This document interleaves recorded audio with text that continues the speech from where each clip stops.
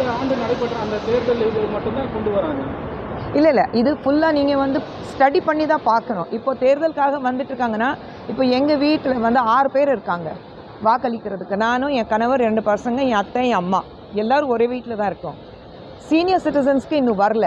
ஏன்னா என் வீட்டில் என் அம்மாவுக்கும் என் அத்தைக்கும் இன்னும் வரல. சீனியர் சிட்டிசன்ஸ்க்கு அப்புறம் வரும். ஒருவேளை அந்த கன்ஃபியூஷனில் இருந்திருக்கலாம். ஆனால் இதே வந்து பிஹாரிஸ் பார்த்துட்டு அவங்களுக்கு இமிக்ரெண்ட்ஸ்க்கு வந்து வாக்குறுதி இல்லை அப்படி சொன்னாக்க அவங்க இங்கே தான் இருக்காங்க. உங்களுக்கு வந்து ஓட் வேணும்னா அப்போ இருக்கிற எல்லா இடத்துல எல்லாரும் உங்களுக்கு வாக்களிக்கணும். அப்போ மட்டும் உங்களுக்கு ஓகே. எப்போ வந்து கணக்கு எடுத்துட்டு சராசரி மனுஷங்களை வந்து ப்ராப்பராக ஒரு ரிசர்ச் பண்ணி இப்படி தான் இருக்கணும். சார் வந்து எஸ்ஐஆர் கொண்டு வந்தது சும்மா சாதாரண விஷயம் கிடையாது. ஏதோ பிரதமர் முடிவு பண்ணார், பாஜக முடிவு பண்ணாங்க, அதுக்காக கொண்டு வந்துட்டோம். அதுக்கு ஆராய்ச்சி நடந்திருக்கு, அதுக்கு சட்ட ரீதியாக ஆராய்ச்சி நடந்திருக்கு, சட்ட ரீதியாக அது ஓகே பண்ணியிருக்காங்க. எலெக்ஷன் கமிஷனை ஓகே பண்ணியிருக்காங்க. அதுக்கப்புறம் தான் நான் கொண்டு வந்திருக்கோம்.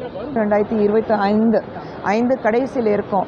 இந்த 4 வருடத்தில் 65% பெண்களுக்கு மீதான ஒரு கொடுமைகள் அதிகமாகிருக்கு. ஸோ 65% ரைஸ் நீங்கள் சொல்லும்போது ஒரு சாதாரண விஷயம் கிடையாது. ஸோ பெண்களுக்கு பாதுகாப்பு எங்கே இருக்குது?